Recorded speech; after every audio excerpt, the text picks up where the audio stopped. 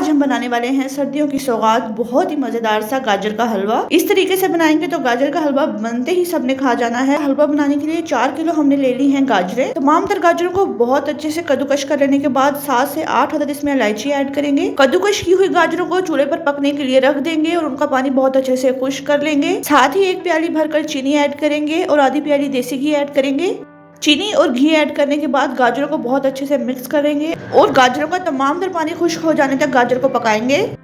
Medium to high flame पर हम गाजरों का तमाम तर पानी खुश्क कर लेंगे। पानी खुश्क करने के दौरान साथ साथ गाजरों में चम्मच भी चलाते रहेंगे ताकि गाजर नीचे से जले नहीं। दूसरे चूल्हे पर हमने 3 किलो दूध को पकने के लिए रख दिया है। दूध को तब तक पकाएंगे जब तक दूध आधा नहीं रह जाता। 3 किलो दूध को लो टू मीडियम फ्लेम पर हम पकाते रहेंगे जब तक दूध गाढ़ा नहीं हो जाता।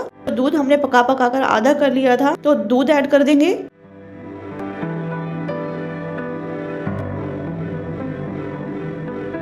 गाढ़ा दूध ऐड करने की वजह से जैसे कि आप देख सकते हैं बिल्कुल बाजार जैसा टेक्सचर है। जो ही गाजर में दूध भी बहुत अच्छे से खुश्क हो जाएगा तो हम खोया ऐड कर देंगे और खोया ऐड करने के बाद गजरेले को बहुत अच्छे से मिक्स करेंगे। खोया ऐड करने से पहले हमने फ्लेम को ऑफ कर दिया है। खोए को गाजर के हलवे में बहुत अच्छे से मिक्स कर देंगे और बहुत ही मजेदार जैसा बाजारी गजरेला बनकर है बिल्कुल तैयार। बिल्कुल हलवाई स्टाइल गजरेले की रेसिपी है, जरूर ट्राई कीजिएगा। आई एम गारंटेड आपको इस रेसिपी से गजरेला बहुत पसंद आने वाला है। दुआ में याद रखिएगा। अल्लाह हाफिज।